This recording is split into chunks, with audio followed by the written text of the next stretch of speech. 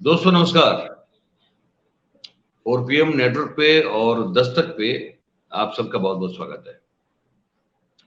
दोस्तों एक बड़ी दिल दहलाने वाली घटना जो है वो आपने कल देखी होगी अमृतसर में। अमृतसर में एक पुलिस स्टेशन को घेरा जाता है और हमारे जो सिख भाई हैं जो कहते हैं कि वो खालिस्तानी समर्थक हैं, वो हमारे सिख भाई उस पुलिस स्टेशन को घेरा डाल देते हैं। और मैं दृश्य भी दिखाना चाहूँगा, दृश्य भी देख सकते हैं आप इसके साथ-साथ। आप देखें कि किस तरह से वो माहौल रहा है पूरा। ये माहौल रहा है अमृतसर का। कल की बात कर रहा हूँ मैं, कल दोपहर के बाद की। और खालिस्तानी समर्थक हमारे जो सिख भाई हैं, उन्होंने पुलिस स्टेशन को घेरा डाल दिया और एक तूफान सिंह नाम का एक एक व्यक्ति है, उसको छुड़वाने के लिए ये पूरा कामकाज, ये पूरा जो आप देख रहे तामझाम या जो भी एक प्रदर्शन या एक प्रयत्न, जो भी कहें, संघर्ष कहें, जो भी कहें, इसको किया गया। और बंदूक के साथ थे वो, बंदूक भी थी, तलवारें भी थी, सब कुछ थी। और उसको लेकर बहुत लंबा एक मामला चला और अभी भी हमको पता चला है कि वो तूफान सिंह को अब पुलिस ने जो है उसको रिहा कर दिया है। अब हमने थोड़ी कोशिश की जानने की, समझने की कि ये है क्या पूरा मामला। पता चला कि अमृतपाल सिंह नाम के सज्जन हैं जो पहले दुबई में ट्रांसपोर्टेशन का बड़ा कारोबार करते थे। वो अचानक से फिर आ गए पंजाब में और दीप सिद्धू साहब जो लाल किले, जो किसान आंदोलन जब चल रहा था और लाल किले वाला जो पूरा कंट्रोवर्शियल मामला था, उसमें जो अभियुक्त थे, फिर उनकी एक रोड एक्सीडेंट में उनकी डेथ हो गई। उनसे ये अमृतपाल सिंह साहब जुड़े हुए थे और उनकी मृत्यु के बाद वो जो एनजीओ है उनका, वो फिर उनका पूरा ये इनका हो गया है। और समझिएगा, अब वो अपने आप को जर्नैल सिंह भिंडरान वाले साहब की छवि में ढाल रहे हैं लगातार लगातार। और मैं अभी भी अमृतसर होके आया हूँ, बता दो आपको। मैं अमृतसर, मैं श्रीनगर से जब वापस आ रहा था तो मेरी कनेक्टिंग फ्लाइट अमृतसर से थी, तो मैं गोल्डन टेम्पल मत्था टेक के आया, ये भी बता दूं आपको। और मैंने वहां का जो 5-6 घंटे में पूरा माहौल देखा है, वो भी मैंने देखा है पूरी तरह से। और ये जो अमृतपाल सिंह साहब है, जो दुबई के ट्रांसपोर्टर थे बहुत बड़े, और अपने आप को अब वो जर्नैल सिंह भिंडरावाला की छवि में ढालने की कोशिश करते हुए देख रहे हैं। उनका एक साथी है तूफान सिंह, और फरियादी जो है वो वीरेंद्र पाल नाम का एक व्यक्ति है। फरियादी ने ये फरियाद की थी कि ये इन लोगों ने हमको किसी खेत में या किसी फार्म हाउस में जाके हमको बहुत मारा, पीटा और कूटा है और इसके खिलाफ हम फरियाद कर रहे हैं। अच्छा, ये वीरेंद्र पाल है, ये भी उन्हीं के पुराने साथी हैं, ये हमको बताया गया। और उसके बाद जब तूफान सिंह को पुलिस ने गिरफ्त में ले लिया, उसको छुड़ाने के लिए आपको फिर से एक बार दिखा दे, ये हुआ है। ये पुलिस स्टेशन पर धावा बोल दिया गया है और धावा बोलने से पहले अमृतपाल सिंह ने ये बोल दिया था कि हम करेंगे ये। और नतीजा ये हुआ है कि वो तूफान सिंह जो है, जो भी है, तूफान सिंह नाम का व्यक्ति, उसको पुलिस को छोड़ना पड़ा। अभी अभी की बात है, कुछ आधा पौना घंटा या 1 घंटा पहले की बात है, उसको छोड़ना पड़ा है। तो इस पूरे मामले को समझने की कोशिश करते हैं कि ये अमृतपाल सिंह है कौन और इसका क्या मतलब बनता है पूरे पंजाब की राजनीति में। जबकि आम आदमी पार्टी पर भी आरोप लगता है कि वो तो प्रो खालिस्तानी है, अरविंद केजरीवाल को उसमें फंसाने की कोशिश की गई है। तो ये क्या पॉलिटिकल साजिश है? अमृतपाल सिंह क्या कोई बीजेपी का एक प्यादा है, क्या है पूरा मामला, ये जानने की कोशिश हम करते हैं कि हम समझते हैं। राजू विलियम्स साहब को स्वागत करते हैं आपका। और क्योंकि वो पंजाब की राजनीति को 3 दशक से ज्यादा सालों, 3 से भी ज्यादा दशक देख रहे हैं उसको, तो हम उनको अब ये पूछेंगे कि राजू भाई ये है क्या, पॉलिटिकल फंडा है या सही अर्थ में ये सिर्फ धार्मिक मामला है, क्या है ये पूरा मामला? ऐसा है मयूर साहब, जैसे आपने अपनी प्रस्तावना में बताया है, आप लोग जो पंजाब से बाहर बैठे हैं, आपके पास जो खबरें आती, इंफॉर्मेशन आती है, उसमें काफी कुछ समस्याएं होती हैं, तो बड़ी जाहिर सी बात है, और उसके आधार पे निष्कर्ष निकाले जाते हैं। हम लोग जो पंजाब में बैठे हुए हैं, एक तो हुआ कि पत्रकार के तौर पे कैसे इसको हमने क्रिटिकल एंगल से घटनाओं को देखा। दूसरा है कि हम यहाँ पैदा हुए हैं, पले बड़े, सारा कुछ है, हम खुद भोगी हैं इसके। और जो भी लोग, किसी भी, चाहे आप आम पॉलिटिकल जो पार्टीज हैं, लीडर्स हैं, और उसके बाद ये जो रेडिकल्स का आया है एक फिनोमिनन, तो हम लोग इनको समझते हैं। तो बाहर बैठे थोड़ा सा बात का और भी लगता है कि ये पता नहीं क्या हो गया है। मैं सबसे पहले एक चीज आपको बता दूं कि जो सिख भाईचारा है, बिल्कुल पंजाब में इनकी जो मेजॉरिटी है, बहुत संख्यक है। सिख भाईचारा जो है, जो मेजॉरिटी बाय एंड लार्ज, वो बहुत शांत प्रिय लोग हैं। तो ऐसे नहीं है कि भी उठाया, किसी का गला काट दिया, ये कर दिया, वो कर दिया, ऐसा बिल्कुल नहीं है। और बिल्कुल ये बात सही है कि इनका जो धार्मिक संस्कृति है, इनका इतिहास है, वो ऐसा एक मार्शल एक रेस का है कि देखिए कि जब भी इतिहासक तौर पे अब देखिए कि जितने भी हमले हुए हैं हिंदुस्तान में, तो वो सारे पंजाब के थ्रू होते रहे। यही एक जरिया था कि आते थे सेंट्रल एशिया लेके, और जितने भी धाड़वी हैं वो आते थे, तो यहाँ पे आते थे। तो ये एक इनकी मानसिकता जो है, ना सिर्फ सिखों की बल्कि एक आम पंजाबी की भी मानसिकता वो है कि ये मतलब ये धड़ल्लेदार लोग हैं, बहादुर हैं, और खास करके किसी किस्म का जो अन्याय है ये उसको सहन नहीं करते, और उस पे रिएक्ट करते हैं, अपने अपने लेवल पे भी रिएक्ट करते हैं। और ना सिर्फ अपने साथ जो अन्याय हो रहा है, बल्कि अगर किसी और के भी साथ होता है तो ये उसके साथ खड़े होते हैं। वो ठीक है, तो ये एक बड़ी है। लेकिन मैं ये बताना बहुत जरूरी है, ये बात, इस बात पे आ रहा हूँ, ये नीरू भाई, ये बताना बहुत जरूरी है। इससे बहुत सारी भ्रांतियां पैदा होती हैं, और पहले भी हुई है। जो पंजाब में ये जो आतंकवाद का दौर रहा है, उसके बाद भी हुई है कि बाहर ऐसी एक पिक्चर बना दी कि पता नहीं हर सिख जो है वही आतंकवादी है। ऐसा कतई नहीं है। अब मैं इस मुद्दे पे आता हूँ, ये जो आपने इसका विजुअल्स दिखाए, ये जो लोग हैं, ये धर्म, इनकी जो धार्मिक धरोहर है, धर्म और इनका जो कल्चर है, ये उसका सुमेल है, उसका मिश्रण है। और इसी के अंदर ही पॉलिटिक्स भी है, आज की परिस्थितियों के मुताबिक जो है। तो ये कहना गलत नहीं होगा कि जो पॉलिटिक्स है उसकी जो खुराक है, इनको बल मिलता है, वो इनकी धार्मिक जो संस्कृति है, धार्मिक इतिहास है इनका, अन्याय के खिलाफ जूझने का, उसमें से लेते हैं। लेकिन अब हो क्या रहा है? हो ये रहा है कि एक डेमोक्रेटिक सेटअप में बहुत संख्या जो है सिखों की, वो डेमोक्रेटिक प्रोसेस में, इलेक्टोरल प्रोसेस में जो वो उसमें पार्टिसिपेट करते हैं।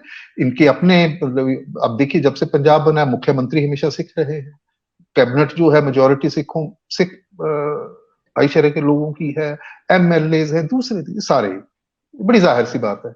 लेकिन मैं ये कहना चाह रहा हूं कि ये जो लोग हैं, ये जिन्हें हम दिखा रहे हैं, हमारा नेशनल मीडिया भी दिखा रहा है कि जाके वो उन्होंने उस पर बोल दिया, ये बहुत बहुत ही कम गिनती के लोग हैं, ये ज्यादा नहीं है।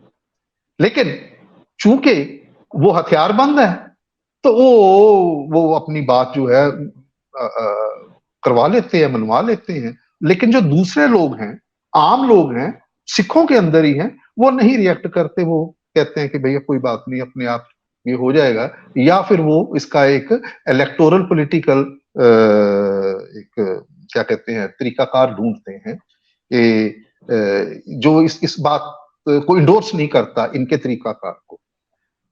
अब यहाँ प्रेजेंट केस में है पुलिस।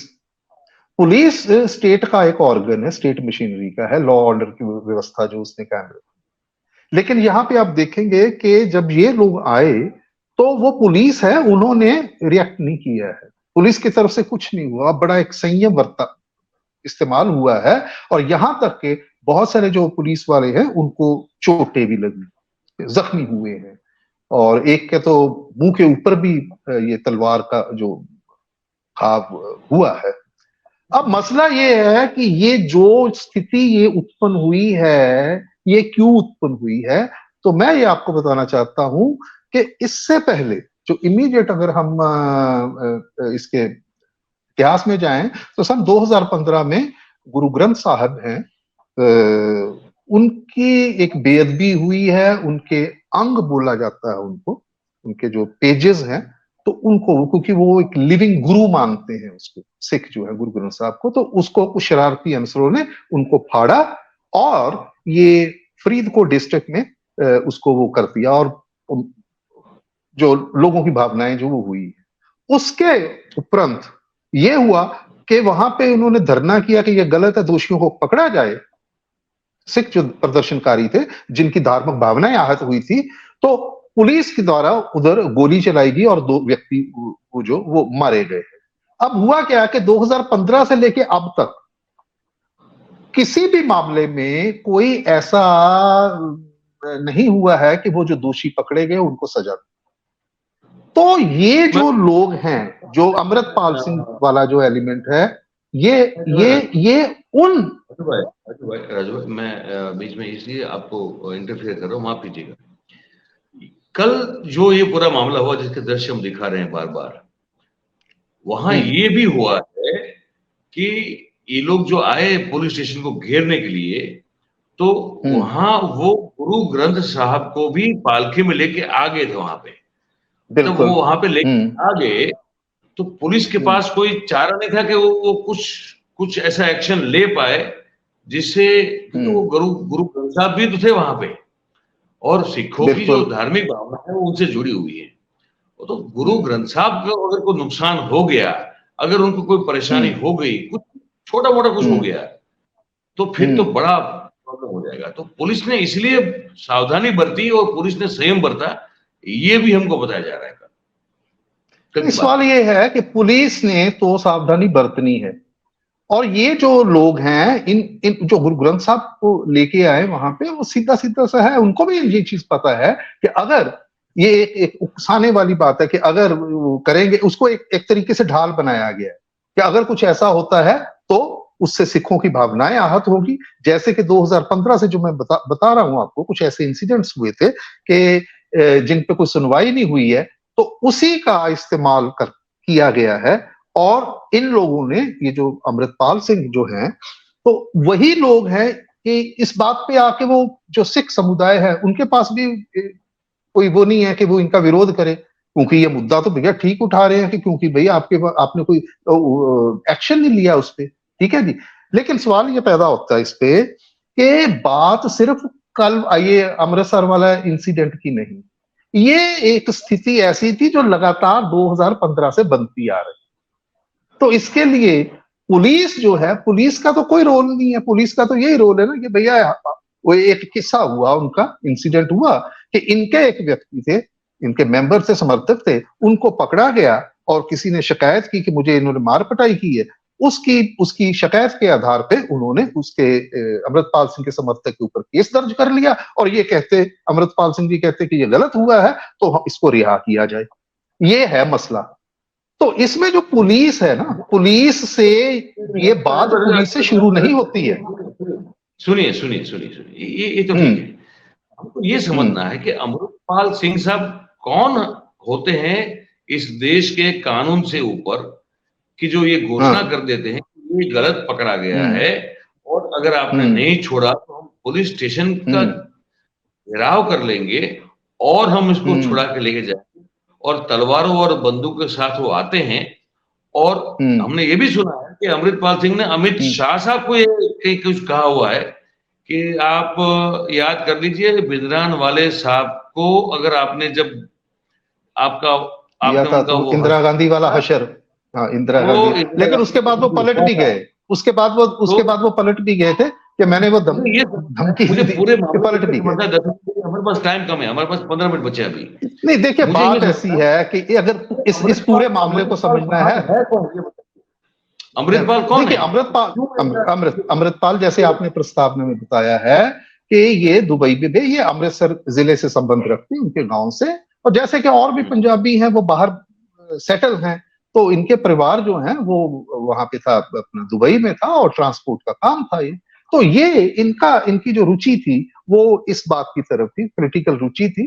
तो इनको ये लगा कि भैया ये जैसे और भी कोई भी नौजवान जो है, मात्र इनकी 28-29 साल की उम्र है, ठीक है जी, तो उसमें इनको लगता है कि भाई ये हमारे साथ अन्याय हो रहा है, हमारे सिखों के साथ हो रहा है, हमारे धार्मिक ग्रंथ है उसकी बेअदबी भी हो गई है और किसी को पकड़ा नहीं जा रहा है, ठीक है। तो उस चीज को मुद्दा बना के ये दुबई से पिछले साल आए यहाँ पे और काम छोड़ के, और इन्होंने एक फुल फ्लैश्ड, एक जो गर्म ख्याली, एक रेडिकल पॉलिटिक्स है, ठीक है जी, तो उसमें उसकी इन्होंने कमान जो है यहाँ पे संभाली है। तो जाहिर तौर पे वो लोग जो हैं इनके समर्थक हैं, वो तो इससे पहले भी थे यहाँ, ऐसा नहीं है, पंजाब में तो शुरू से ही थे, ठीक है। आप इंदिरा गांधी जी का समय ले लीजिए और उसके बाद ऑपरेशन ब्लू स्टार, और कैसे जो ये उग्रवाद जो मिलिटेंसी यहाँ पे पनपी है, वो लोग तो पहले पे थे लेकिन वो हाशिए पे चले गए, क्योंकि मेजोरिटी जो थी सिख कम्युनिटी की, वो तो दोबारा उन्होंने, पंजाब में कितनी बार चुनाव हो चुका है यहाँ पे, और सिख जो है वो पार्टिसिपेट करते हैं उसमें।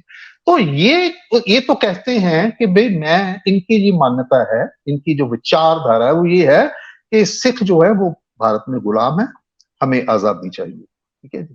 तो उसके लिए हमें संघर्ष करना होगा, हम किसी को नहीं मानते हैं, और ये जो शस्त्र हैं ये हमारे गुरुओं की देन है, ये हमारा इतिहास है, तो शस्त्र लेके चलना जो है हमें कोई रोक नहीं सकता, ये हमारा अधिकार है। और शस्त्र जैसे कि कृपान है, उसके लिए तो आप जानते हैं, आपने सब इनसे कितने साल पहले सिमरनजीत सिंह मान है जो रेडिकल नेता थे, वो कृपान ले गया। आप तो सब सारी दुनिया को पता है कि इनका एक प्रतीक है, इनका एक चिन्ह है, एक धार्मिक चिन्ह है। तो उसी के ऊपर ये अपनी जो है पॉलिटिक्स जो है उसी को इन्होंने आधार बनाया हुआ है। लेकिन ऐसा नहीं है कि भाई इनकी बहुत ज्यादा पूरे पंजाब में सारे का सारा सिख भाईचारा जो है वो इनको सपोर्ट करता है। हाँ, बाहर से, फॉरेन से, दूसरे, तो ये सभी जगह ये बटा हुआ है। ये बहुत बड़ा वर्ग नहीं है सिखों के अंदर ही, लेकिन ज्यादातर यूथ है इनके साथ जुड़ा हुआ। और दूसरी बात यह है कि ये एक नलायकी भी है, जो स्टेट पावर है, स्टेट गवर्नमेंट जो चला रहे हैं, जो भी पार्टी है, चाहे वो सिखों की पार्टी थी, जब ये हुआ था तब वो सिखों की सरकार थी, अकाली दल की। मुझे पता है कि आपके पास ज्यादा समय नहीं, अभी आपके पास सिर्फ 10 मिनट है, तो मैं कुछ चीजें आपसे जानना चाहता हूँ, क्योंकि आपको और भी जाना है 10 मिनट के बाद। मुझे ये कहीं से जो है पंजाब के सूत्रों से पता चलता है कि ये जो अमृतपाल सिंह साहब है वो कहीं ना कहीं प्लांटेड है बीजेपी से, वो बीजेपी के प्लांटेड है। वो चाहते हैं कि कुछ ऐसी चीजें पंजाब में हो जाए जहां पे, क्योंकि आम आदमी पार्टी पे वो हमेशा आरोप लगता है कि वो तो खालिस्तान समर्थक है। अब इन्होंने चोला पहन लिया खालिस्तान समर्थक का, वो भी खालिस्तान मांग रहे हैं। तो बीजेपी इनको इस्तेमाल कर रही है एक केओस फैलाने को लेकर और आम आदमी पार्टी को बदनाम करने को लेकर। इसमें सच्चाई क्या है, पहले ये बता दिए, फिर मैं आपको दूसरा सवाल पूछूंगा। मुझे ये चर्चाएं हैं, ठीक है जी, और एक राजनीतिक पार्टी जो वो ये कह रही है, लेकिन ये चर्चाएं हैं यहाँ पे शुरू से। मैं बता रहा हूं, जब से संत जरनैल सिंह भिडरा वाले थे तब से ये चलता आ रहा है कि जितने आतंकवादी दूसरे तीसरे और लोग जो पाकिस्तान से ट्रेंड है, बैठे हैं, एजेंसियों के बंदे हैं, ये है, ये सारा कुछ चलता है। लेकिन ये सिर्फ चर्चा में है, इसका कोई पुख्ता ऐसा सबूत नहीं है कि वो भाजपा ने प्लांट किया हुआ हो इनको। लेकिन जो उनकी जो काम करने का तरीका है, उससे ये आरोप लगाया जाता है एक खास वर्ग की तरफ से। लेकिन अगर हम देखो, हम तो सुनी सुनाई बात नहीं करेंगे ना, लेकिन अगर फैक्ट्स की बात करें तो ऐसी कोई चीज नहीं। अगर यही बात प्लांटेड है तो फिर ये अमित शाह जी को धमकी क्यों दे रहे हैं, जैसे अभी अपने पहले कहा? नहीं, अगर ये प्लांटेड ही है देखो, बात ऐसी होती है मयूर भाई, बात ऐसी होती है। राजू भाई, हाँ, राजू भाई सुनिए, राजू भाई सुनिए, वो भी तो स्क्रिप्टेड हो सकता है ना, वो स्क्रिप्ट के मुताबिक हो सकता है कि आप हमको नहीं धमकी हो देंगे। सकता है।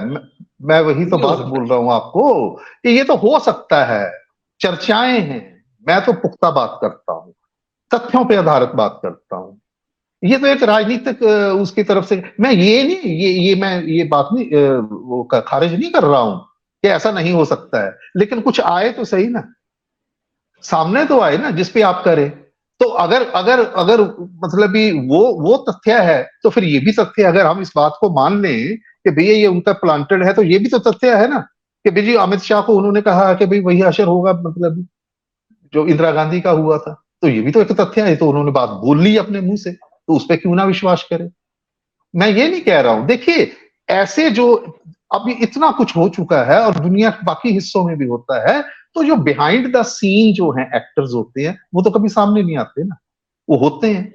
और जरूरी नहीं है कि भी ये किसी वक्त पे ये भी आरोप लगता था संत भिंडरावाले पे, वो कांग्रेस की पैदाइश है, कांग्रेस ने पैदा किया हुआ।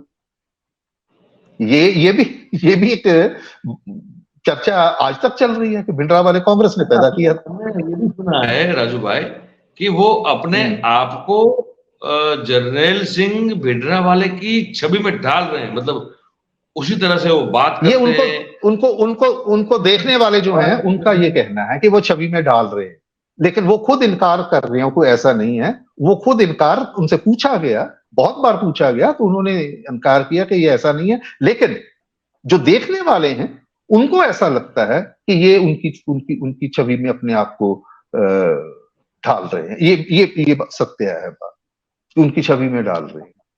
अच्छा, ये बताइए कि क्या मतलब, क्या इनको ये अचानक से ये क्या हो गया कि दुबई में बिजनेस कर रहे थे, अच्छा खासा बिजनेसमैन थे, और अचानक से यहाँ पंजाब में आके ये सब जो है वो माथे पे ले लेना और अपने आप को इस तरह की सिचुएशन में डाल देना, क्या क्या जरूरत क्या थी इनको? कभी कोई पूछ रहा है इनको क्या कि आपको क्या जरूरत थी कि आप पत्रकार हैं, मैं भी पत्रकार हूं। देखिए एक चीज होती है कि एक विचारधारा होती है। जो ये कह रहे हैं कि हम सिख गुलाम हैं, ये कह रहे हैं, अमृतपाल सिंह कह रहे हैं, ये एक विचारधारा है। उनको लगता है कि हमारी एक इंडिपेंडेंट आइडेंटिटी है, हम सिख समुदाय की, हमें तो अपना एक वो चाहिए, अपना अपना मुल्क चाहिए। वो सेल्फ डिटर्मिनेशन की बात करते हैं अमृतपाल सिंह, कि ये एक बुनियादी हक है, एक फंडामेंटल राइट है। इसी विचारधारा में से ये प्रैक्टिकली पॉसिबल नहीं है। वो अलग बात है, वो अलग बात है कि पॉसिबल नहीं है। नहीं, वो अलग है, क्योंकि बहुत सारी ऐसी धाराएं हैं। एक विचारधारा जो कह रही है ये पॉसिबल नहीं। अब इसी उसके परिप्रेक्ष्य में अगर लें तो भाई हिंदू राष्ट्र होना चाहिए।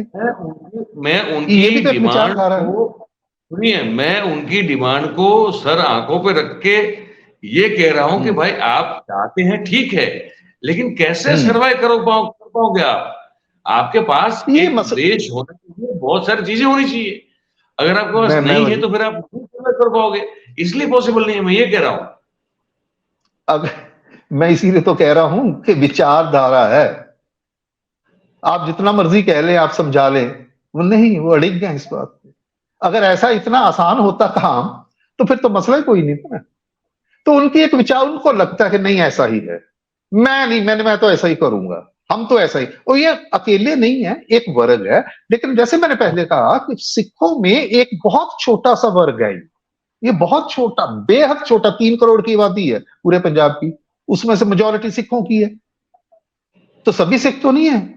जैसे आज मैंने एक चैनल पे कहा था कि सुबह कि भैया 2019-22 का इलेक्शन हुआ, अभी तो 11 महीने हुए, ठीक है जी। तो उसमें 117 सीटों में से 92 सीटें जो आम आदमी पार्टी को आ रही, इसका मतलब क्या है? इसका मतलब ये है कि वो लोग जो majority of 6 they voted for आम आदमी पार्टी, उन्होंने अकाली दल के लिए भी वोट किया। उन्होंने सिमरनजीत सिंह मान जो हैं, जो रेडिकल सिख हैं, वो भी जो कहते हैं कि सिख अलग कौम है, सिखों के लिए अलग राज्य चाहिए, वो भी, लेकिन उनको भी नहीं, उन्होंने वो भी तब जीत नहीं पाए। मैं रोक रहा हूं राजू भाई, क्या अमृतपाल सिंह कोई पॉलिटिकल पार्टी का मोहरा हो सकता है क्या, ये जो भाई साहब हैं?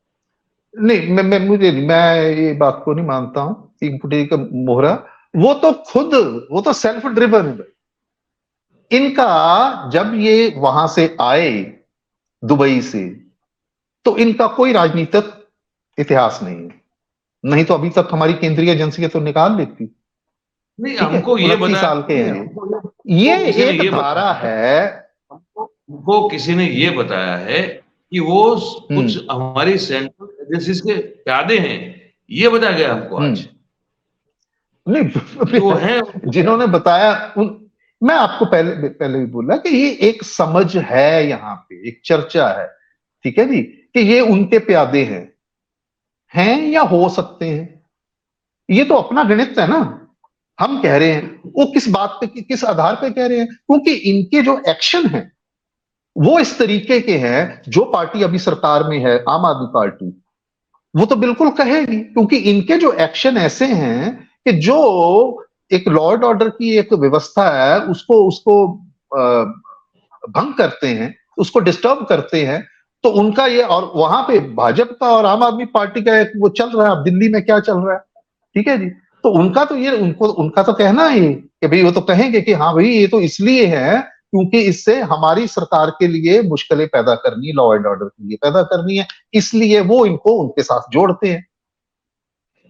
लेकिन जो अभी तक देखने में आया है कि ये सेल्फ ड्रिवन है, इंडिपेंडेंटली करते हैं, और ये पहले नेता नहीं है अपने अमृतपाल सिंह, इससे पहले भी हुए पंजाब में। ये जो रेडिकल एलिमेंट्स थे, जो एक बिखराव की स्थिति में थे, जब से पंजाब में भिंडरावाला ऑपरेशन ब्लू स्टार के बाद, जब से पंजाब में इलेक्टोरल प्रोसेस री एस्टेब्लिश हुआ, उसके बाद वो जो बेअंत सिंह या मुख्यमंत्री, उनको बम ब्लास्ट में मारा गया, उसके बाद लगातार एक नॉर्मलाइजेशन होती गई। लोग जो थे वो, उन्होंने पॉलिटिकल प्रोसेस में हिस्सा लेना शुरू कर दिया। तो ये लोग थे जो रेडिकल एलिमेंट थे, ये एक हाशिए पे चले गए थे। लेकिन अब वो रीग्रुपिंग हो रही है, उनको एक संगठन जो है वो बन रहा है। तो उसमें इन्होंने लीड किया कि यस, वो जो पहले बिखरे हुए थे। लेकिन बात वहीं पे आ जाती है, जो मैं ओवरऑल एक सिनेरियो है कि ये लोग जो हैं, जो इस उसमें विचारधारा में विश्वास करते हैं कि अपने हिंसात्मक तरीका अपना के हम जो है, अपनी जो पॉलिटिकल आकांक्षा है कि सिख अलग कौम है, उनका एक अलग मुल्क होना चाहिए, उसकी अचीव करने के लिए ये जो कुछ है ये हो रहा है। लेकिन एक चीज जरूर है कि पंजाब में इस विचारधारा के लिए सिखों के अंदर कोई बहुत ज्यादा सहानुभूति नहीं है। बाय एंड लार्ज बहुत बड़ी मेजोरिटी, मैं बोलता, मैं दावे के साथ ये कह रहा हूं कि बहुत बड़ी मेजोरिटी। यही वजह है कि ये लोग कहते हैं, अमृतपाल सिंह कहते हैं कि मैं जी, हम पॉलिटिकल सिस्टम का हिस्सा नहीं बनेंगे। क्यों नहीं बनेंगे पॉलिटिकल उसका हिस्सा? सिमरनजीत सिंह मान भी तो बने हैं ना, वो भी तो कहते हैं सिख राज्य होना चाहिए, लेकिन वो इलेक्शन लड़ रहे हैं। ठीक है, तो तरीके से दो तरीके हैं भाई, एक अहिंसा वाला नॉन वायलेंट तरीका भी तो है, और ये मूवमेंट पूरे दुनिया में चली है, हमारे भी यहाँ पे चली है। लेकिन ये कहते हैं कि नहीं, तो इसका माने ये अर्थ यही हम निकालेंगे कि शायद उनको लगता है कि भैया मेरी जमीन पे इस बात, अगर आप इलेक्टोरल प्रोसेस में, पॉलिटिकल प्रोसेस में हिस्सा लगे, तो आप इलेक्शन लड़ेंगे, तब पता चल जाएगा कि भैया कितने लोग जो हैं वो आपके पीछे हैं।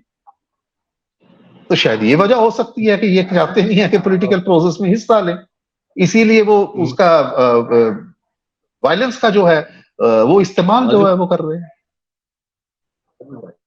राजू भाई, मैं आज मेरे एक दोस्त से बात कर रहा था पंजाब में। अब मैं उसका नाम इसलिए नहीं ले सकता क्योंकि एक वो वहां की शायद नंबर 1 चैनल का वो संपादक है। मेरा बहुत पुराना मित्र है। मैं उससे बात कर रहा था, दोपहर की बात है आज। मैंने कहा कि क्या है मामला पूरा। उसने पूरा मुझे जो भी है डिटेल मुझे दिया। उसने कहा, मैंने कहा तुम लोग तो पोल वोल भी करते हो, ऑनलाइन पोलिंग वगैरह करते हो। बोले यार मुझे बड़ी ताज्जुब ये हो रही है कि अमृतपाल सिंह के जब पोल हम करते हैं तो युवा पीढ़ी जो है वो मैक्सिमम 80% तक जो है पोल उसकी तरफदारी में जाता है। मैंने कहा 20,000 तो 80% कोई बड़ा कितनों में आंकड़ा से नहीं हुआ। 80%? हाँ जी। देखिए ये बातें जो है ना, ऐसी बातें मुझे लग रहा है कि मेरी बात नहीं है। मैं उसका नाम इसलिए ले सकता क्योंकि वो किसी एक और प्रोफेशनल सैटेलाइट चैनल का संपादक है, तो मैं उसका नाम ले सकता अभी। तो मेरा बहुत पुराना साथी है, मेरा मित्र है, और मेरी दोपहर को बात हुई। मैं बोले मैं यार ये मैं कोई समझना नहीं चाहता, लेकिन इसकी बोले इसकी पॉपुलैरिटी बढ़ रही है, ये कोई मानने को तैयार नहीं है। ये पहली बात। अच्छा, अब दूसरी बात ये राजू भाई, मैं आपको और दर्शकों को सबको बता दूं, मैं जब श्रीनगर गया 10 दिन के लिए, मैंने रिपोर्टिंग की वहां से। तो श्रीनगर से जब मैं वापस अहमदाबाद आ रहा था, तो मेरी फिर जो है सीधी फ्लाइट नहीं थी, मेरी कनेक्टिंग फ्लाइट थी अमृतसर, और वाया अमृतसर फिर अहमदाबाद। तो मुझे अमृतसर में कुछ 5-6 घंटा रुकना था। तो मैंने कहा कि जब मैं इतना टाइम रुकूंगा तो मैं फिर गोल्डन टेम्पल के दर्शन क्यों न कर लूं। ठीक है। तो मैंने फिर वो एक थोड़ा इश्यू हो गया मेरा, वो बैगेज का, वो चेक इन चेकआउट का। मैं उसमें लंबा नहीं जाऊंगा, लेकिन मेरी 1 घंटा उसमें चला गया पूरा। तो फिर उसके बाद मैं थोड़ा फारिग हो गया, तो मैंने कहा चलो, मैं बाहर निकला, मैंने टैक्सी की। मैंने कहा भैया हमको जाना है, स्वर्ण मंदिर दर्शन करना है। हम पहली बार जा रहे थे अमृतसर, उससे पहले कभी गए नहीं थे। तो उन्होंने कहा कि सर वापस कब आना है? मैंने कहा भाई 7:15 बजे तक हमको चेक इन कर लेना है। बोले ठीक है। हम चले गए, निकले, वो traffic traffic traffic traffic traffic. और फिर जब हम वहां घुसे, तो वो तो हमने देखा कि तो अहमदाबाद से भी बदतर सीन था। जो अहमदाबाद का, ओल्ड अहमदाबाद का सिटी है, उससे बदतर सीन हमने देखा वहां पे। हम मंदिर के परिसर में घुसते घुसते हमको बहुत टाइम लग गया। फिर हमने वहां से एक साइकिल रिक्शा की, वो आधा घंटा लिया हमको मंदिर तक पहुंचाने के लिए। फिर हम गए वहां पे। फिर हमने वो पटका बांध दिया माथे पे, हमने वो हाथ पांव धो लिए, फिर चले गए अंदर। अब राजू भाई, हमको तो पहली बार गए, हमको पता नहीं था कि ये क्या हो रहा है, मतलब क्या भीड़ होगी। हमको जानते नहीं थे। हमको इतना पता था कि हमको 7:15 बजे अमृतसर एयरपोर्ट पे वापस पहुंचना है चेक इन करने के लिए।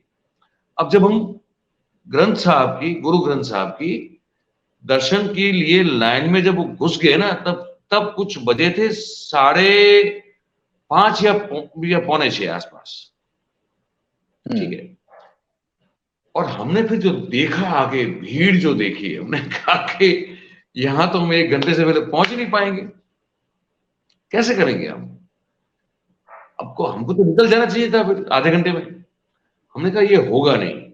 हम 10-15 मिनट उस लाइन में रहे। फिर हमने गुरु ग्रंथ साहब को मन से जो है प्रार्थना की, दुआ की, माफी मांगी कि यहाँ तक आते आते भी हम आपका दर्शन कर नहीं पाएंगे क्योंकि हमको फ्लाइट पकड़नी है। हम अब वापस जा रहे हैं, हमको माफ कीजिएगा। हम मुड़े तो मतलब पीछे भी लाइन लग गई थी। तो सरदार जी एक थे, उन्होंने हमको पूछा कि कहाँ जा रहे हो पापे। मैंने कहा सर अब यहाँ तक पहुंच नहीं पाएंगे और हमारी फ्लाइट है, हमको पकड़ना है, हम वहां भी वो भी नहीं पकड़ पाएंगे, तो हमको वापस जाना पड़ेगा। बोले कितने बजे तुमको पहुंचना है? आप बोले आपको कितने बजे पहुंचना है एयरपोर्ट? मैंने कहा हमको 7:15 बजे तक पहुंच जाना है, और ये देख रहे हैं इसके हिसाब से पौने घंटे तक पहुंच नहीं पाएंगे। उन्होंने हमारा हाथ पकड़ा राजू भाई। उन्होंने कहा कि दर्शन तो आपको करना ही है। मैंने कहा हम तो करना चाहते, लेकिन इस भीड़ को देखते हो हम तुम तक कर पाएंगे। उन्होंने हाथ पकड़ा, उन्होंने एक बड़ी जोर से आवाज लगाई कि बंदा जो है उसकी फ्लाइट 7:15 बजे की है, हम लेके जा रहे हैं उसको दर्शन करने के लिए, कोई रोकेगा नहीं। भाई साहब उस जगह तक पहुंचते पहुंचते हमको आधा पौना घंटा लग जाता, वहां 5 मिनट में पहुंच गए।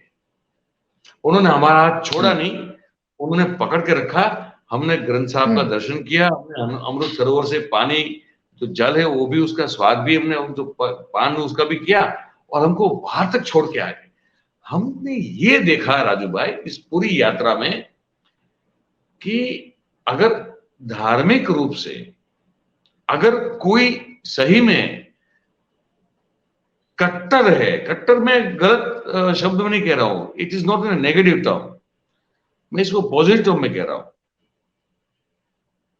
मुसलमान नहीं है, वो सिख है।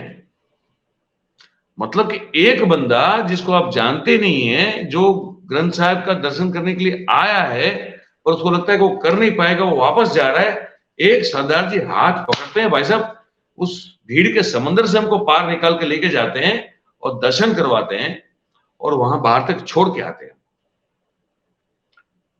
ये आस्था जो है ना, ये धर्म के प्रति, ये मुझे लगता है कि सिखों के अलावा किसी और की हो नहीं सकती है। इस स्थिति में अगर अमृतपाल सिंह अगर उस आस्था को पाल पोस के बड़ा करके अपनी एम्बिशन को बड़ा कर रहा है क्या, मैं ये जानना चाहता हूं आपके, ये मेरा आखिरी सवाल है आपसे।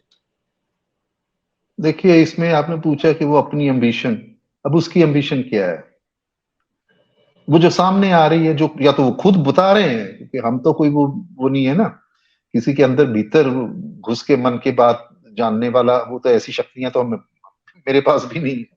लेकिन उनके जो एक्शंस हैं, हम किसी को जज कैसे करते हैं किसी व्यक्ति को कि वो क्या बोलता है और क्या करता है, तो खालिस्तान वर्ड्स और उसके एक्शन। ठीक है जी। देखिए, खालिस्तान मांगने वाली बात है, ये तो अब सुप्रीम कोर्ट ने भी अब बोल दिया, खालिस्तान की मांग अपने आप में वो कोई ऐसा नहीं है, कोई गहरा है। लेकिन जब तक आप संविधान के दायरे में रहते जो करते हैं, नथिंग रॉन्ग इन दैट। ठीक है जी। तो खालिस्तान की मांग तो वो भी मांग रहे हैं, सिमरनजीत सिंह मान, और कब से मांग रहे हैं। ठीक है जी। तो आज वो उसके अंदर भी है। लेकिन इसमें फर्क यही है अमृतपाल सिंह के और दूसरों में कि ये कहते हैं कि मैं पॉलिटिकल सिस्टम में विश्वास नहीं करता। पुलिस को मजबूर कर देना, गुरु ग्रंथ साहब को वहां पे लाके खड़ा कर देना ताकि पुलिस को एक्शन ले ना पाए, ये सब चीजें जो है ना, वो सवाल ये पैदा हो रहा है, मैं आपको एक काउंटर क्वेश्चन कर रहा हूं कि ये स्थिति पैदा क्यों हुई? ये अमृतपाल सिंह कोई कल या परसों तो नहीं आए हैं पंजाब में, उससे पहले हैं। कितनी देर हो गई? कितनी बार? मुझे ज्यादा पता है यहाँ की बात, दरअसल मैं यहाँ का हूँ, मैं ये पूछ रहा हूँ कि एनजीओ में जब वो आ गए थे, उसके बाद दीप सिद्धू की अचानक से अकस्मात में मृत्यु कैसे हो गई, सवाल तो ये भी खड़ा होता है। मैं वही तो कह रहा हूँ ना आपसे, मैं ये कह रहा हूँ। देखिए, इन सारी बातें एक तरफ है, घटनाएं हैं, उनके पीछे क्या तथ्य हैं, ये तो पूरी उम्र भी लगा दे, आज तक भी नहीं पता चला। मतलब बहुत सी ऐसी बातें जो मिलिटेंसी का पंजाब में पैदा होना, कौन था क्या था, लोग आज भी किताबें लिख रहे हैं। अभी आपने रिसेंटली वो जनरल कुलदीप सिंह बराड़ का जो इंटरव्यू है, कितना चर्चा का विषय बना है। ठीक है जी। जिसमें उन्होंने ये कहा, वो कमांडर थे जब आर्मी एक्शन वहां पे हुआ, तो उन्होंने कहा, वो खुद जाट सिख थे। ठीक है जी। उन्होंने कहा कि भाई उस वक्त श्रीमती इंदिरा गांधी ने एक फ्रैंकेनस्टाइन जो है वो पैदा किया भिंडरावाल, संत भिंडरावाल की शक्ल में। तो तब भी ये हम लोग पंजाब में बैठे थे, तब भी ये सोचते थे और आज भी यही सोचते हैं कि भाई इतनी देर से अमृतपाल सिंह जो है ऐसी बातें कर रहा है, उसकी ऐसे वक्तव्य आ रहे हैं जो अगर कोई और होता तो आप उसको अंदर पकड़ के एफआईआर कर देते, उसके ऊपर पकड़ के अंदर कर देते उसको। But why is he being given a long rope? उसके अलावा एक्शन क्यों नहीं हो रहा है? क्यों नहीं हो रहा है? सवाल है। तो ये बात जो है, मैं यही तो कह रहा हूं आपसे कि 2015 से जब से ये जो धार्मिक भावनाओं वाले मुद्दे पैदा हुए पंजाब में, तब अकालियों की सरकार थी, सिखों की सरकार जी। प्रकाश सिंह बादल, सिखों की पार्टी, वो कहते हैं हमारी सिखों की पार्टी है। उस वक्त ये हुआ, 15 में हुआ, 2017 तक लीपा पोची होती रही, ना किसी को पकड़ा, ना ये किया, ना वो किया। अब भाई गोलियां चली हैं, 2 जवान आदमी मरे हैं, तो किसी ने, पुलिस ने गोली चलाई है। क्या ये ढूंढने के लिए आपको इतना टाइम लग गया कि पुलिस में किसने गोली चला दी? और उसके बाद ये जो 2017 में सत्ता परिवर्तन हुआ, कैप्टन अमरिंदर सिंह की सरकार आई कांग्रेस की, तो हम ये पकड़ लेंगे, ये कर देंगे, वो कर देंगे, स्पेशल इन्वेस्टिगेशन टीम्स बन गई। एक नहीं, एक से ज्यादा बन की है। लेकिन हेलो, हाँ जी बिल्कुल सुन रहा हूं मैं सर, बिल्कुल। हाँ, लेकिन लेकिन हो क्या रहा है कि कोई निकला ही नहीं है। तो ऐसी परिस्थिति में, और 2023 है, और आज की खबर मैं आपको बता भी देता हूं कि आज फरीदकोट, जहां पे ये जो पुलिस फायरिंग हुई थी, फरीदकोट के साथ ऐसा है, उससे 7 किलोमीटर दूर कोटकपूरा, जहां पे 2015 में फायरिंग हुई थी, दो दो व्यक्तियों की मृत्यु हो गई थी पुलिस की गोली से। तो आज उसका एक चालान पेश किया है फरीदकोट की जुडिशियल मजिस्ट्रेट फर्स्ट क्लास की अदालत ने, और उसमें चार्जशीट किया गया है उस वक्त के डीजीपी सुमेध सिंह सैनी, उस वक्त के जो होम मिनिस्टर थे सुखबीर सिंह बादल, जो आजकल श्रोमणी अकाली दल के पंजाब के प्रमुख हैं, प्रधान हैं, और उनके पिताजी प्रकाश सिंह बादल। आज चार्जशीट दाखिल हुई है, ठीक है। 7 साल लग गए इसमें कि इन्होंने ये फैसिलिटेट किया था, ये इनकी वजह से ये गोली चली है। तो इन 7 सालों में बहुत समय ऐसे था, देखिए भावनाएं तो जुड़ी है ना सिखों की इसके साथ, जी क्यों हो रहा बिल्कुल भैया? बिल्कुल। अपना राज्य है, कोई क्यों करे, पुलिस है, सारा कुछ, एक्शन क्यों नहीं ले रहे? आपके पास सारी वो एजेंसीज हैं, ठीक है जी। तो जब ये एक्शन नहीं होता है, उस स्पेस में, उस परिस्थिति में अमृतपाल सिंह जैसे जो व्यक्ति हैं, वो जब एंटर करते हैं, तो भाई फिर हम कहते हैं कि ये अमृतपाल सिंह तो बड़ा गर्म ख्याली है, ऐसा बोलता है वैसा बोलता है। भैया आपने वो परिस्थिति पैदा क्यों होने दी? आपने एक्शन क्यों नहीं लिया? तो नेचुरली जब वो बात करेगा कि हमारे हमारे हमारे धार्मिक ग्रंथ जो हैं उनकी बेअदबी हुई, कोई एक्शन लिया, तो लोग उसके पीछे क्यों नहीं जाएंगे? बताइए मुझे, डायरेक्टली और इनडायरेक्टली, और खास करके यूथ जो बहुत सेंसिटिव होती है। तो ये आपने एक्शन क्यों नहीं किए? और अब कह रहे हैं कि जी अमृतपाल सिंह ये हो गया, अमृतपाल सिंह वही वही बात जो जनरल ब्राड ने बोली थी, जिसके मैंने पहले हवाला दिया है, कि फ्रैंकेनस्टाइन पैदा कर दिया, कि उसके खिलाफ बहुत से मौके थे, नहीं लिया एक्शन। अब एक्शन लिया नहीं तो क्यों नहीं लिया? तो ये तो राजनीति का सवाल है। सारी पॉलिटिकल पार्टियां करती अपने पे मफाद है। एक कहता है कि नहीं ये उसने किया है, ये उसका प्यादा है, ये उसका प्यादा है, ये इसका प्यादा है। तो भाई क्या हो गया? 4 इस स्पेशल इन्वेस्टिगेशन टीम्स बन चुकी हैं अब तक पंजाब में, बेअदबी के राजू मामले भाई, और इनके साथ रिलेटेड इश्यूज को लेके। देश अरे में कोई कोई हर कोई एक्शन ही नहीं हो रहा। हर चीज जो है बड़ी बड़ी एक घिनौनी बात है ये, लेकिन वास्तविकता यस, है कि बिल्कुल बिल्कुल हर बिल्कुल चीज बिल्कुल जो है वो बिल्कुल राजनीति से ही जुड़ी हुई है, मतलब कुछ कर नहीं सकते उसका। मतलब कि बिल्कुल, अगर मैं आपको बता रहा हूं। देखिए बड़ा होता है विचारधारा तो ये है, होता है। जो जो मिलिटेंसी मिलिटेंसी के पीछे एक विचारधारा है, ठीक है जी?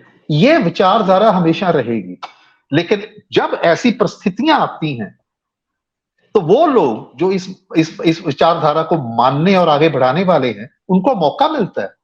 लोगों को, वो मिलता है। लोग उनके पीछे के, भैया जब इन्होंने कुछ नहीं किया, हमने वोटें डाली, उनसे उम्मीद की थी कि भैया आप एक्शन लो, हम पुलिस के पास गए, हम उसके पास गए, लेकिन कुछ हो नहीं रहा है।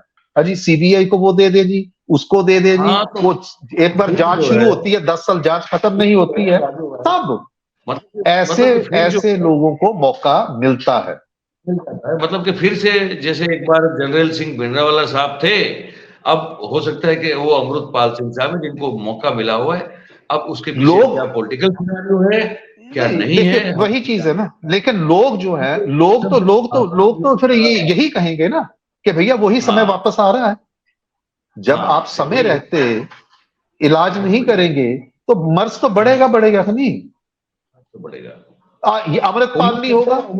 देखिए उम्मीद देखिए, करते हैं इनकी इनकी इनकी इनकी इनकी इनकी इनका संगठन है वारिस पंजाब। वो दीप सिद्धू का आपने नाम लिया, फिल्म एक्टर थे, ठीक है जी। और वो दीप सिद्धू किसी वक्त सनी देओल साहब के इलेक्शन मैनेजर थे, ठीक है जी। बिल्कुल बिल्कुल उनका बहुत भाजपा के साथ बड़ा नजदीकी। उसके बाद उन्होंने जथेबंदी बनाई, अपनी संगठन बनाया, ठीक है। उन्होंने भी यही कहा कि हमारी आइडेंटिटी, हमारी एग्जिस्टेंस, हमारी होंद, जो हमारा अस्तित्व जिसे कहते हैं पंजाबी में, उसको होंद बोलते हैं, हमारा अस्तित्व का ये मसला है। अच्छे तो हम यहाँ पे गुलाम हैं।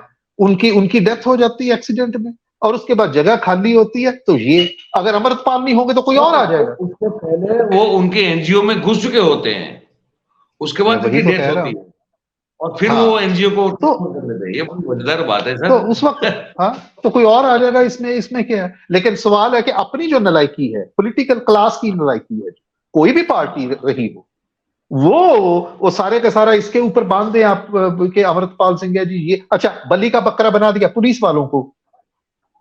नलायकियां करें सरकारें, और पुलिस वालों को आगे कर दो कि तुम झेलो तलवारों के दूसरे मुंह। क्यों भाई, ये पुलिस ने किया था, सही इसका बात। हल किसने निकालना है। जिस अरे जो मान गुरु लीजिए ग्रंथ जो साहब कोर्ट का पूरा गुरु फायरिंग ग्रंथ केस है, साहब को उसमें बताया जिन पुलिस जाएगा आपके वालों ने सामने। फायरिंग किया आप उनको गुरु लगाएं। ग्रंथ साहब को जब एक एक एक ढाल बना के लेके आप जाएंगे तो कौन होगा सिख या कौन पंजाब की मैं पुलिस यही होगी? तो कह रहा हूं, मैं यह कह रहा हूं, आप समझिए मेरी बात। हम ये कह रहे हैं कि अमृतपाल सिंह ने गुरु ग्रंथ साहब को ढाल बना लिया। मैं ये कह रहा हूं कि आपने वो परिस्थिति पैदा क्यों होनी दी जिसमें वो ढाल बना के उसको गुरु ग्रंथ साहब को ले जाए।